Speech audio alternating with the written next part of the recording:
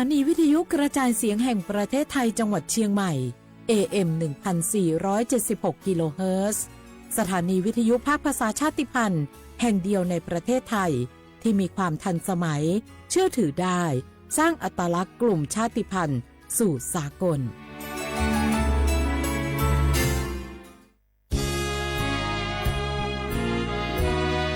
พระบารมีปกเกล้าเพื่อปวงชนชาวไทยจากพระราชกรณียกิจนานับประการที่พระบาทสมเด็จพระเจ้าอยู่หัวและพระบรมวงศานุวงศ์ทรงทุ่มเทพระวรกายทรงงานอย่างไม่เหน็ดเหนื่อยเพื่อประโยชน์สุขของประสบนิกรจากโครงการหลวงสู่การพัฒนาแหล่งน้ำส่งเสริมการศึกษาและด้านสาธารณสุขที่มุ่งเน้นการพึ่งพาตนเองและการพัฒนาอย่างยั่งยืนทุกย่างพระบาทคือการทรงงานทุกพระราชดำริคือพลังแห่งการพัฒนาเพราะประชาชนคือหัวใจของแผ่นดินร่วมเสริมสร้างความรักในสถาบันหลักของชาติโดยสำนักงานประชาสัมพันธ์ที่ 3 กรมประชาสัมพันธ์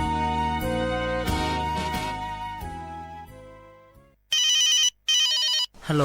สวัสดีครับสวัสดีค่ะจากไหนครับคุณคือผู้โชคดีที่ได้รับเงินสด1 ล้านบาทแต่ต้องโอนค่าธรรมเนียมมาก่อน 5,000 บาทนะคะหลังจากนั้นทางเราจะทำการโอนเงินกลับไปให้ค่ะจริงเหรอครับ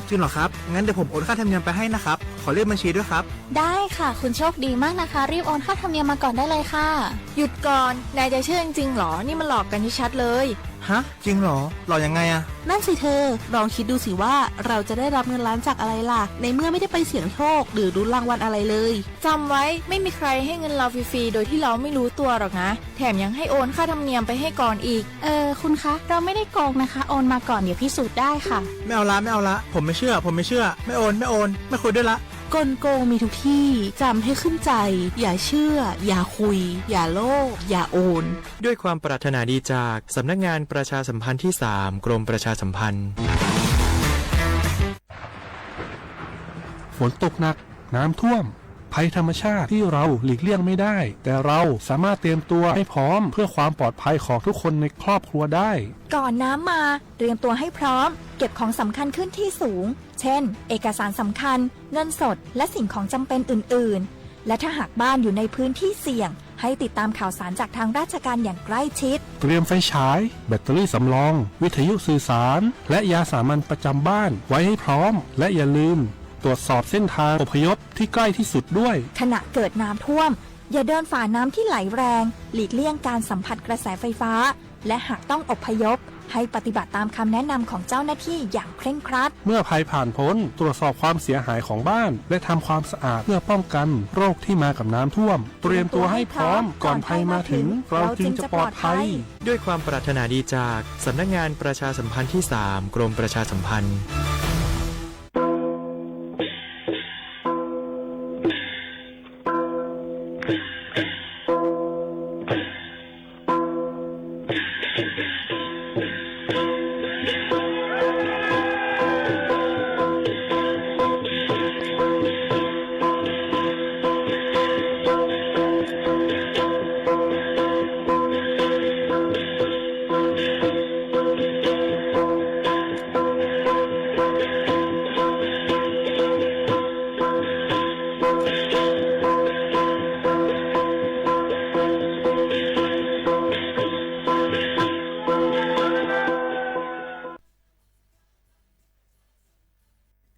พี่น้องเขาสนใจใครปืนเผาผ่านตั้งห้องเปิดเสียงสวทเก้งใหม่ปั่นตั้งหูห่มปาดังมีดังซื้อถ่อมแจ้งแล้งหลีกว่าไก่ในปืนตีเจดอนเก้งใหม่กับสืบมาเลยดีสวทเก้งใหม่หมายฝน053-276-068และ0922468579ตรงวงก้นเฮาเตลอดเพเมื่อนานลูกหลานเตขึ้นใหญ่นี่ลองอุ่นเจอเลยลูกหลานปอกขึ้นมาผมพี่กังปันลูกหลานเฮาเศร้าอย่างใจหักเพอย่าเมากำผมมือกันเป็นแห้งอ่อนให้กังเพอันห้ายลงอย่าเมากำโดยตรงวงก้นเฮาหากูก็ตรงวงก้นลอดเพอ่อนหมมือให้สั่งตาเมื่อนานลูกหลานเฮาขึ้นสูงห่างไกลยันเพอย่าเมากำกูมือตาเส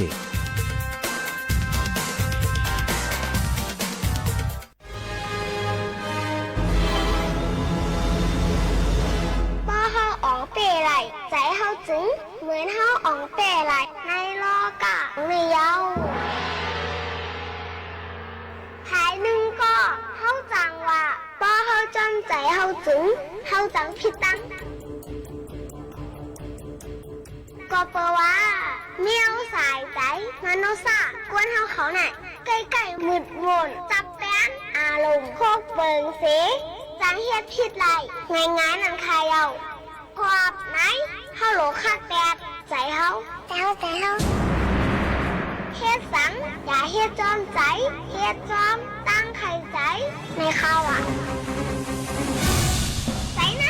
เฮาโหลฝึกให้อ่องเปมันพอเฮาอ่องเตะเสียนใจเฮาไหนเหมือนเฮางำตึงไหลโตเก่าแหละหิมหอนเฮาเสียงขายเอา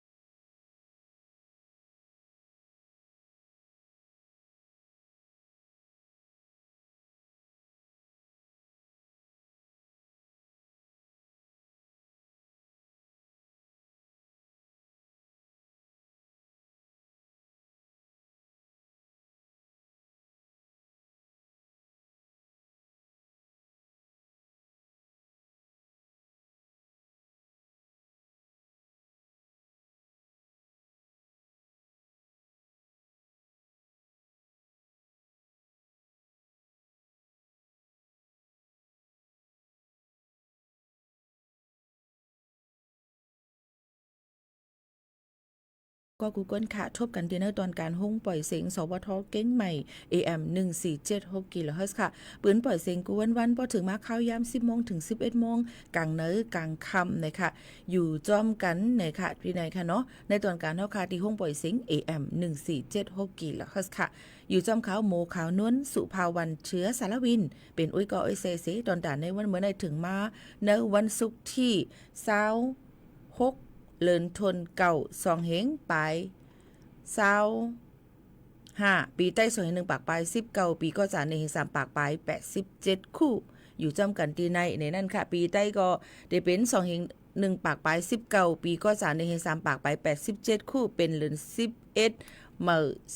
4คำจอมหนังดังเมืองจึงไทยจอมกันที่ในนั่นค่ะออนตั้งในค่ะพี่น้องเขาก็ได้เลยยินถ่อมข่าวเงาฟิงฟารา4 CM กาในตอนการเฮาค่ะคูวันศุกร์เตกว่าปืนปล่อยเสียงตีตั้ง AM 549นะคะสวทเตือนภัยภาคเหนือค่ะดังลำปางปุ่นค่ะเนาะตีก็ออกเข้ายาม5 โมงไป10 นาทีต่อถึง6 โมงในนั้นค่ะก็เปิ้นนั้นแหละฮับถ่อมอยู่ที่แล้วตั้งไรก็ปันเฮียงเจอกันเดี๋ยวก็ออนตั้งในที่เอามาบารังข่าวเงาฟิงฟารา4เอามาฝากตวนจุถึงพ่อแม่ปีน้องๆเฮาเขาก่อนในนั้นค่ะย้อนปือสั่งหลายย้อนปือวายย่ำพองตะเหลวนั่นค่ะหลู่เลยฟังกันไว้เย้าค่ะถ่อมตุ้ยค่ะเนาะตั้งเจดอนเก้งใหม่ในวันที่26มื้อข้าวยามตะเหลวเก่ามองปลายมื้อไกลนั่นค่ะมันก็สิมีตาเหลวในตาเหลวค่ะพี่น้องเขาคว้างปันค่ะตาเหลวในค่ะเนาะเปิ้นแจ้งปันจะจื้ออันอยู่ตั้งสันซ้ายจังเจดอนเก้งใหม่ให้ยกโคของขึ้นตีสูงค่ะลุล้อมด้วยถึงก้นอันอยู่อำดีกินน้ำหวานจ้อมพี่น้องเขาอยู่ไว้หิมเด้อจังเจดอนเก้งใหม่หิมผักน้ำปิ้งหลูเลยฟังไว้ตาเหลวน้ำขึ้นสูงมาเย้าในนั่นค่ะน้ำขึ้นสูงมาเย้าในค่ะ 3.45 เมื่อเข้ายามเกามองในค่ะพี่น้องเขาก็นั้นแหละพี่น้องเขาก็หลูเลยฟังไว้ในค่ะเพราะเป็นตั้งบ้านแม่แต่งสันซ้ายที่พี่ตีสะพานตีจุดน้ำพี่6 7นั่นผ่านสูงสุด 2.8 3มาเย้าในนั่นค่ะเย้าก็ตะเหลวในมาถึงที่ใน 3.45 ในค่ะพี่น้องเขาก็บนนั้นแหละเพราะว่าเป็นธงเหลืองเย้าค่ะนะเป็นธงเหลืองเย้าในค่ะเย้าก็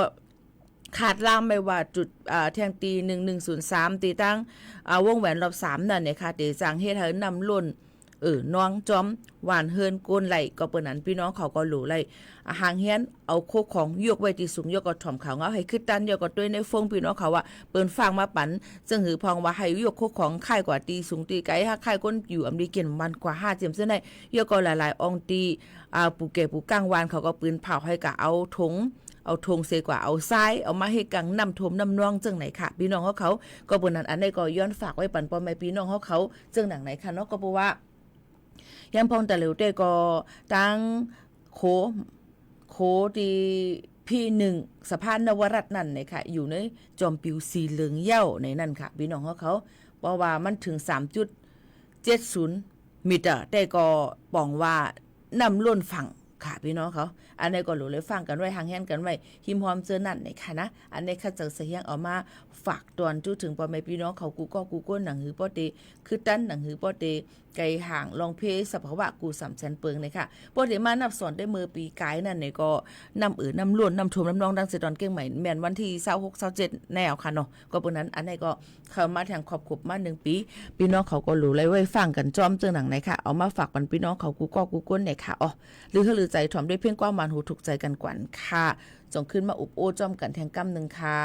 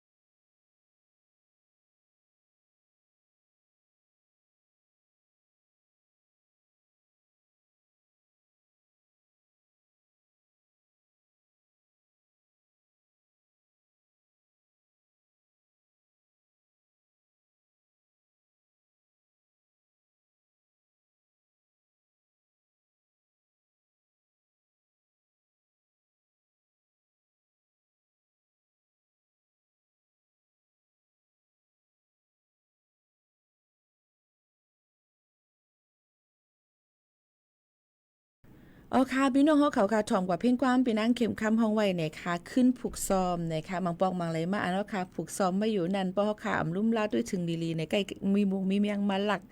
มาเตเลยว่าเหรอมาถอยมาจันมาเอากว่านะคะเหมือนกันก้นเอาค่ะนะคะเฮาค่ะฮักมันอยู่เสตาบางปอกมาป้อมลุ่มลาดด้วยถึงเขาลีในจึงจังใกล้มีก้นมาหลักเอากว่าก็เหมือนกันยันเพิ่นนั้นแหละกูลองกูอันเนี่ยมันหลุเลยลุ่มลาดด้วยค่ะเฮ็ดเกิดขึ้นมีไม้เย้าอันนั้นก็ก่อตั้งไม้เย้าลองต้นฮักอ่อนต้นนึงนั่นในป้อเฮาขามลุ่มลามันในจึงมันเดจังมีต่างรองต่างมันหลักเอากะกามอ่อนอยู่ยาวเลยหันก็ต้าวเอาในว่าต้องใจจึงไหนค่ะพี่น้องเขาค่ะ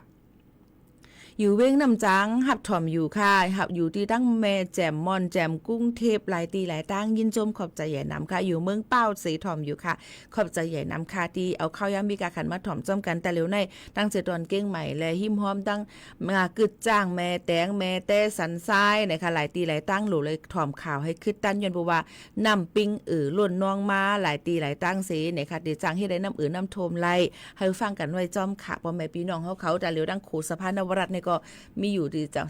3.45 ในค่ะเนาะมือเก่ามองไปมือไกลนั่นแต่เหลียวในตีอยู่ว่าจึงฮือในก็รู้ได้ถ่อมข่าวเงาให้ขึ้นตั้นอยู่ตาสิหังฮือพอดีหลอดเพนำโทมนำน้องในค่ะพี่น้องเขาอันนี้ก็ข้าเจอเสียงเอามาฝากปันพี่น้องเขาให้เลยยินถ่อมค่ะยกตั้งมึงใต้เฮาค่ะยังพองแต่เหลียวก็ยังตึกเป็นลองปังตึกซึกซือกันอำถาดอำไว้เนี่ยนั่นค่ะก็เฮ็ดเฮาพ่อแม่พี่น้องเขาวันก้นเมืองเขามีลองอยากผึดกินเจอมีเฮือนก็อำได้อยู่มีกูก็อำได้นอนเลยออกไปกว่าผัดเพกันกว่าก็ตีก็ตั้งบางทีก็มีคนหลักคนจนนำเลิงขี้ยาขี้ผินก็น้ำก้นเมืองให้ก็น้ำแต่เหลียวในหรือเลยฟังกันไว้เต้ๆย้อนบ่ว่าลองการห่มลมผู้ใหญ่ก้นลงเขาเนี่ยก็อำได้รวมด้วยถึงเฮาค่ะวันก้นเมืองก็อยากกินเจอกันเต้ๆนั่นค่ะอ๋อก็หมายความว่าอะไรไปมาดังเมืองจึงไทยซ้ำในจึงป้อมาอยู่เนี่ยก็ป้อเป็นหนุ่มให้ใจยิงอันเลือดฮัดหานฮัดให้อันคือเขาเล็ดพายกันนั่นก็อ่อนกันตั้งเป็นกูหมู่เป็นจุ้มเสเยาก็เหตุการณ์ใส่เสื้อโค้เหมือนกันเนี่ยค่ะป้ามิดป้าเลี้ยวป้าอีสังเสกว่าหาเฮ็ดให้เปื้อนกลางคำกลางขึ้นถึงตีป้ออะไรมีลองปัญหาใหญ่หลงตั้งเมืองจึงไทยว่ากวนแห่งการยันเมืองอำนั้นก็ต่างดาวจุ่มไตใหญ่กลุ่มไต้จุ้มไทยใหญ่ในนั้นค่ะแก๊งนู่นแก๊งนี่นะคะโมลำว่า939 3อีกอย่างอีชิง999นำเนี่ยในค่ะเนาะอันเฮ็ดออกเกิดขึ้นมานั่นแล้วก็มันก็เปิ้นก็ตียอบกว่าอันอำได้ตียอบกว่าจังได๋ก็อโลเลียดหนาค่ะบ่เปิ้นต่างว่าอีหังอิดในก็บ่เปิ้นลาดว่าข่าวเป็นจังนั้นตอนนั้นอีหมู่ข่าวนู้นต่างว่าเปิ้นตียอบจังนั้นจังไหนไหนก้อยตัวเตียนเขาก็หมออยู่หลายค่ะมือโลนค่ะมาเตรียมว่าหังเปิ้นก้องกล้าปีหมู่ก้อยเนี่ยค่ะเนาะลาลีว่าลงกว่าก็ลีค่ะนะออกมาตีเสียงแรงให้ไหนก็ลียอมไปหลอกโปรไฟล์ให้ก่อนกูตายเขาอยู่เนาะพี่น้องเขาค่ะใครว่าเนี่ยฮู้เป็นลูกอูเมเผอก็เลยนะคะอีลูอูเมซูเตนะคะเนาะก็เปิ้นนั่นแหละลองตั้งซะแน่เขาก็ให้ค่ะฮู้ที่ปองที่เปียวมันมันเป็นหังตักมาคนพี่เอาน้องไว้น่ะส่งปันเจ้าหน้าที่เรียบร้อยเอาเนี่ยค่ะหังแฮนตู่หังแฮนใจไก่อยู่จำก็สิแล้วนะคะเนาะก็เปิ้นนั้นอย่าไปให้นะคะพี่น้องเขาให้โลเลยแม่นตีแม่นตั้งมันเนี่ยค่ะมันจะว่าที่มาเฮ็ดให้เมืองเปิ้นเฮ็ดให้คนไต้ตั้งนำตั้งหลายในค่ะเนาะอยู่หยับคานเจอกันในค่ะพี่น้องเขาย้อนเปิ้นนั่นแหละลูกอ่อนเฮาเขาในเนี่ยค่ะกูก้นในค่ะเนาะมันเฮ็ดให้เปิ้นอยู่หยับคานเจอก้นหลีเปิ้นก็มีนำค่ะก้อมเปิดสู่เขาหลายก้อในกล้วยเฮ็ดให้เปิ้นอยู่หยับคานเจอนะคะเฮ็ดรายการหากินต้องก็หยับก็ไม่เปิ้นก็ตีกดแจ้งกดทัดว่าเหตุการณ์แม่นตีแม่นตั้งได้จังทุกแม่นการอันนี้เป็นการสงวนของคนไทยคนแห่งการต่างดาวเฮ็ดไรเปิ้นอยู่หยับกันหมดค่ะแต่แล้วย้อนเปิดสู่หลายๆก้อในกล้วยค่ะก็เปิ้นนั้นมันก็ตีเฮ็ดให้อยู่หยับกันอย่าไปมาให้ไหนค่ะอย่าไปมือล้นไหนค่ะพี่น้องเขาค่ะก็เปิ้นนั่นแหละเพราะว่าสู่ออกมาเนี่ยมาเตรียมวางเปิ้นจังไหนเปิ้นก็เอาหลักฐานสู่มันหาอะไรง่ายนั่นไซเบอร์เจ้าหน้าที่ตำรวจไซเบอร์เขานั้นว่านั่นเปิ้นหาอะไรง่ายนั่นค่ะนะพี่น้องเขาเนี่ยมันหาอะไรง่ายนั่นก็เปิ้นนั่นแหละพี่น้องเขาอีรู้อูเมสุอันเล่งผ่านมันหยาบสูมากเกิดสูมานั่นพองเนี่ยค่ะเนาะฮักตัวฮักใจฮักตัวฮักใจก็ฮักอูฮักเมฮักปีฮักน้องฮักจื้อฮักคือพองแต่ที่ว่าฮักตัวฮักใจก็มีอยู่เนาะอารมณ์บ่หลายบ่เล่นก็เซ็งค่ะนะก็เบิ่นนั่นแหละฝากฟังไว้ปันค่ะเนาะค่ะได้ใครอยู่ว่าที่แจงแรงมาหาคามือไหลก็ไหลพร้อมตาสินี่ค่ะเนาะอย่าไปมาเล่นจอมค่ะนี่ค่ะนะพี่น้องเขาค่ะนั่นก็คาลาดไว้ก่อนผิดดีมาแล้วเนาะดัดดีค่าได้ขามหยาบหรอกค่าลาดออกกว่าอิดออดในเปิ้นหังแฮนหมด นะก็เปิ้นนั้นน้องเขาไว้หนุ่มใจเขาไว้เพราะใครกินคาลีผักหวานก็อยู่เตดอยู่เย็นนะเนาะอย่าไปล้นอย่าไปให้นะคะเนาะอ๋อค่ะก็ไม่มาถ่อมต้วยแทงในนั่นค่ะข่าวเงาเกี่ยวก็ไปลองมองต่อมน้อยมองเจอเนี่ยค่ะอ๋อคู่สายเรือนค่ำเนี่ยค่ะอันเหตุการณ์ป้ายปัญญามาปียาวเข้าหึงเป็นผู้ก่อตั้งห้องเฮียนการยันเมือง MLC และเป็นผู้เกื้อกูลก่อปงการป้ายปัญญาเจอจัดนั่นเลยลู่เสียงกว่าเมื่อวันที่25เดือนธันวาคม2เหงปลาย25ย่ามกลางในเจ้า6โมงปลายเนี่ยพ่องอายุมันเจ้าเลย75ปีในนั่นค่ะอ๋อพ่อแม่ปีน้องๆเขาก็เดี๋ยวก็อันเป็นลูกยิงนางจำพ้องคำคู่สายเหลือนคำนันลาตีผู้เอาข่าวเขาว่าปอในมีไว้ตั้งเป็นหัวใจกับหลายๆเข้าห้องยาไว้ปอกในซ้ำเป็นป้าตั้งนำท่วมปอดนะคะลมออกซิเจนก็ตกเสยดยาอ่ำและยาวเลยผ่าเท่ากว่ามือเข้ายาม6โมงไป10นาทีนะคะพี่น้องที่จำใจก้อนหนึ่งก็ลาดว่ามือวันที่21อ่ำป้ออยู่ลีแล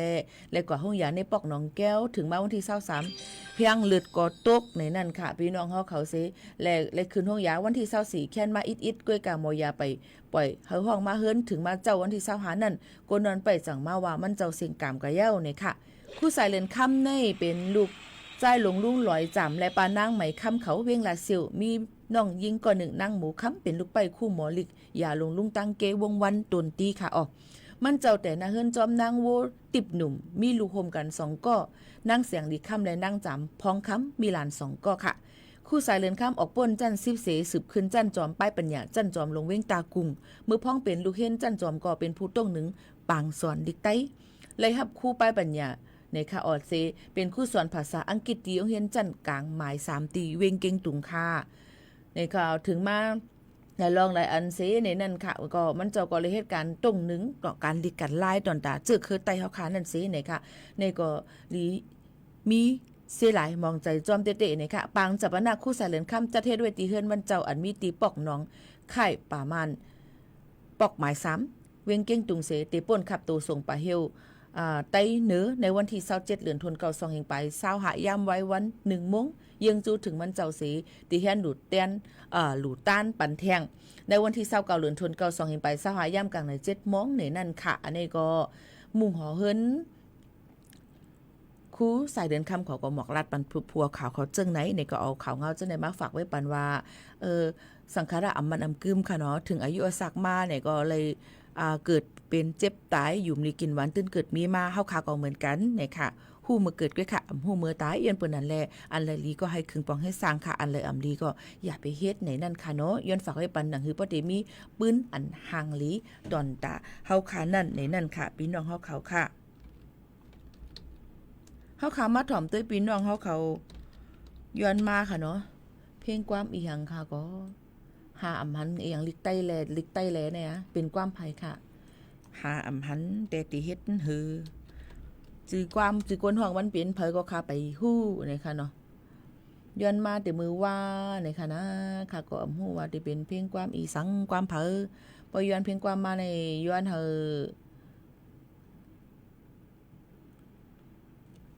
ยันให้เตรียมปาจิก้นหอกมันอีกนึงจ่องไรค่ะค่ะก็อำหัวดีเลยก็หาดีเลยค่ะเนาะเพราะนั้นก็เอาเพียงความต่างหูก่อนค่ะนะพี่น้องเขาค่ะอันย้อนมานั่นค่ะหาอำหันค่ะหาอำหันนี่ค่ะเนาะเอาเพียงความต่างอันก่อนค่ะ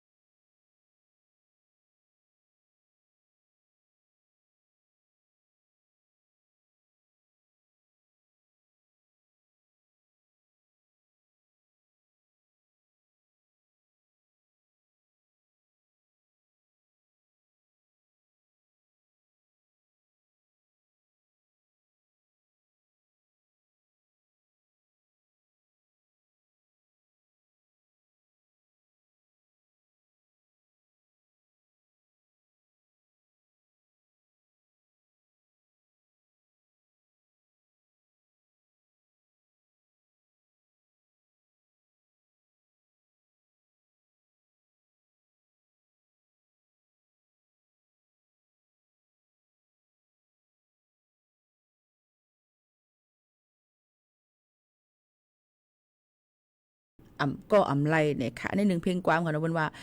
อย่าไปย่าปางยายใต้ในหลวเลยหมอฮักกันหลวเลยหมอพร้อมโฮมกันเนี่ยค่ะก้อยกาปานตะเหลวนั่นในไอวาจีอีว่าหุงกลางห่วงกลางจานค่ะเนาะมันหยับเนี่ยในขณะพี่น้องเขาค่ะย้อนบนนั้น ลองตั้งจะในมันก็รัดว่าตักไม้หมูขาวนุ่นค่ะว่าพี่นางหมูขาวนุ่นค่ะลัดบันอินค่ะลูหนุ่มใจอันตีมันเฮ็ดให้ย่ำพองตะเหลวในเฮ็ดแล้วอยู่แบบกันใจ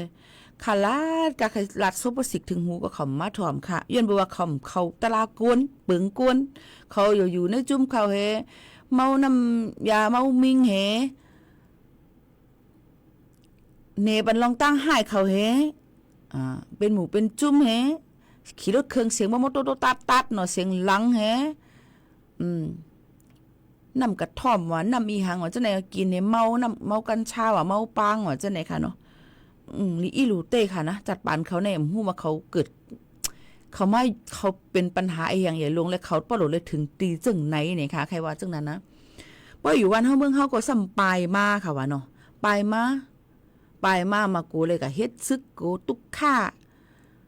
พอมาอยู่เมืองไทยก็สมาก่อตุ่มก่อตั้งกันนี้ขึ้นมาเฮ็ดล่องลีเที่ยง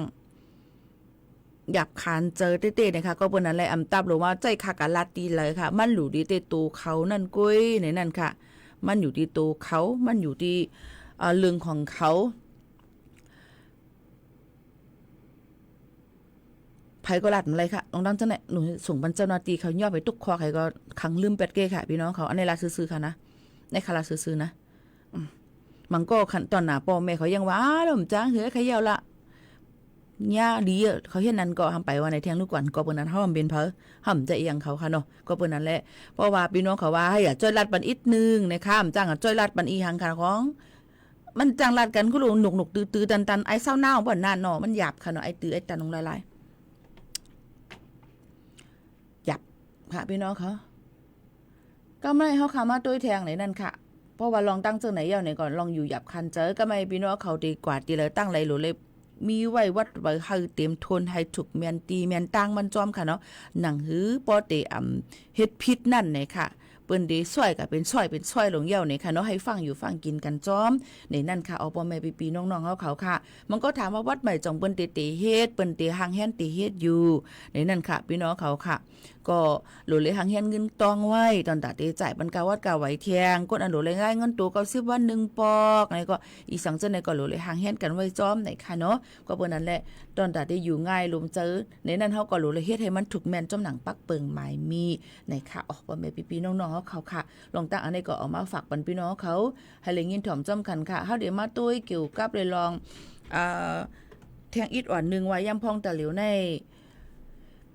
นำล้นนำน่องถึงตีละเย้าไหนค่ะพี่น้องเฮาเขาค่ะถึงตีละเย้าไหนค่ะเฮามาด้วยตีน้ำปิ้งไหนค่ะข้าวยำ10 โมงกึ่งเมื่อในนั่นไหนค่ะ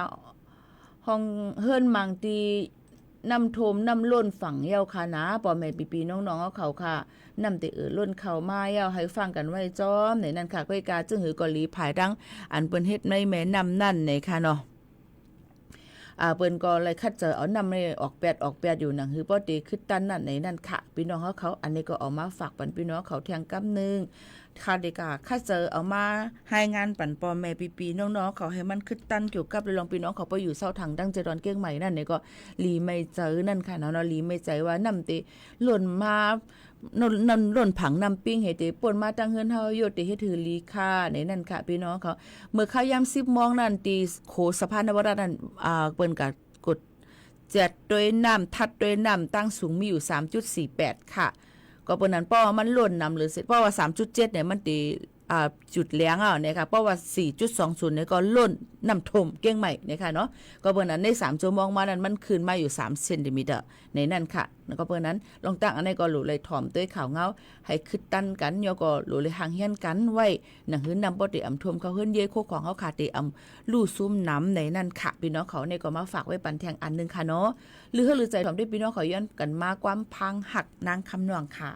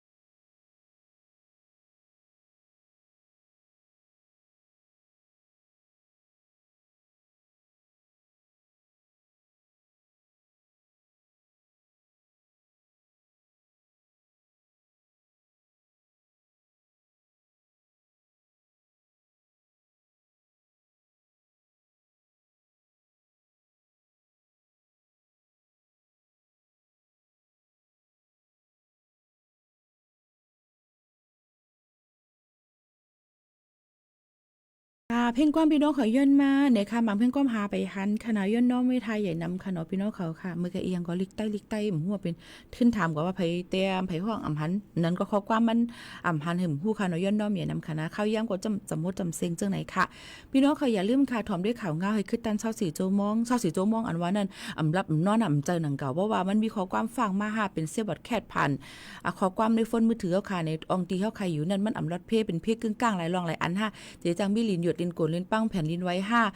นำจังโทมจังน้องจังไหนเขาก็รู้เลยค่ายห่างเฮียนกันไว้จังไหนค่ะเนาะพี่น้องเขาค่ะก็บนนั้นลองตั้งอันนี้ก็เอามาฝากปันพ่อแม่ปีน้องๆเขาจังหนังไหนค่ะอ้อผัดยันพี่น้องเขาเมื่อกว่าก่อนเที่ยวค่ะมื้อในยันสู้ปันให้อยู่ลีกินหวานกูก็กูก้นค่ะม่อนๆค่ะเหมือนสูงค่ะ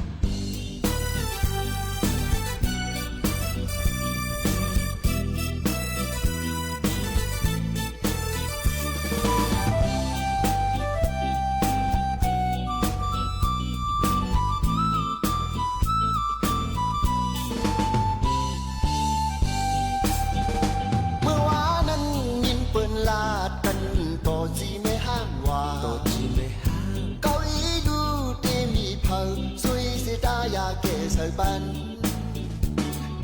เติลำลงลางเขามือยาเผาเอากินแต่หงต่อมังปอกเขาเอาการไฟหุ่มมังก็มันหลักจีเมห้างอังวีโพบองในเปปล่อยผวังปันบองนาเตอำรัดขวางกันโตเมโตเกโตกึดโตเลโตลำโตขาวนาอาอูเอาดังหงคงกินตามกับเรา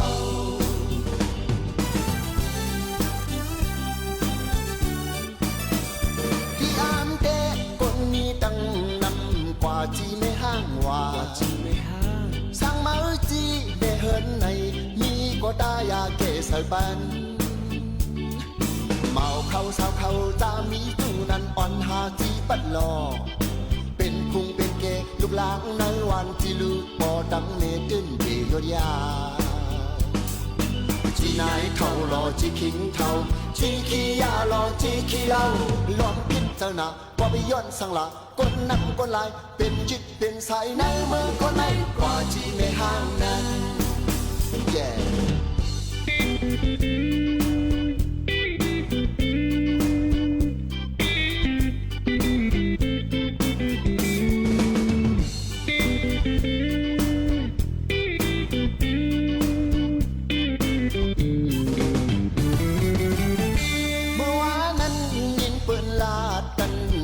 จีไม่ห้างว่าจีไม่ห้างเกาอีดูเตมีเพอสวยสิตายาเกสบันเจ้าลำลงลางเขามือยาเผาเอากินแต่หงต่อมังบอกเขาเอาการไฟหุ่มมังปอมันหลักจีไม่ห้างอันมีโพ 11 นาฬิกากับอรัญญาชมชื่นรัฐมนตรีว่าการกระทรวงอุตสาหกรรมเดินทางเข้าสักการะสิ่งศักดิ์สิทธิ์ประจำกระทรวงเดินหน้ามาตรการเร่งด่วนช่วยเหลือ SME อีกสักครู่กลับมาติดตามรายละเอียดค่ะจากน้ำพระราชหฤทัยของพระบาทสมเด็จพระเจ้าอยู่หัวที่มีพระบรมราโชบายในการพัฒนาฟื้นฟูคลองต่างๆทำให้คลองแม่ข่าจังหวัดเชียงใหม่เปลี่ยนจากคลองที่มีสภาพเสื่อมโทรมเต็มไปด้วยขยะและน้ำเน่าเสียสู่การเป็นแม่ข่าโมเดลคลองสวยน้ำใสไหลดีชุมชนมีสุขต้นแบบโครงการจัดการคูคลองในแหล่งชุมชนเพื่อสภาพแวดล้อมที่ดีและพัฒนาคุณภาพชีวิตของประชาชนอย่างยั่งยืนดินถล่มภัยพิบัติในช่วงหน้าฝนโดยเฉพาะพื้นที่เสี่ยงภัยมักส่งสัญญาณความผิดปกติทางธรรมชาติสังเกตพบสัญญาณจากฝนที่ตกหนักนานกว่า6ชั่วโมงระดับน้ำในแม่น้ำลำห้วยสูงขึ้นเร็วและดินอยู่ในสภาพชุ่มน้ำผิดปกติน้ำเปลี่ยนเป็นสีเดียวกับสีดินภูเขาได้ยินเสียงการไหลของโคลนให้รีบอพยพอยู่ห่างจากลำน้ำให้มากที่สุดและโทรขอความช่วยเหลือสายด่วนนิรภัย1784